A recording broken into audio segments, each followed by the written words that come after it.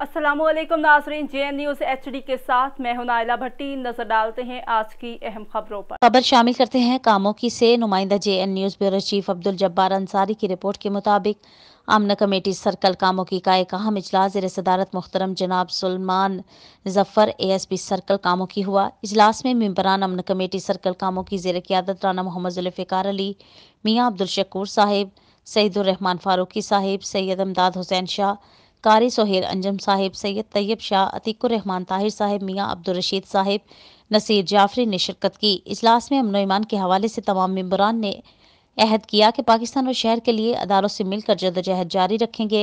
इजलास के अख्ताम पर मुल्क पाकिस्तान और सिक्योरिटी इदारों और पुलिस के लिए खसूसी दुआ करवाई गई। राना मोहम्मद जुल्फ़िकार अली मेंबर अमन कमेटी सर्कल कामोकी ने तमाम मेंबरान का और खसूसी तौर पर ASP सुलेमान जफ़र का शुक्रिया अदा किया। Report Abdul Jabbar Ansari, bureau chief JN news, Gujranwala.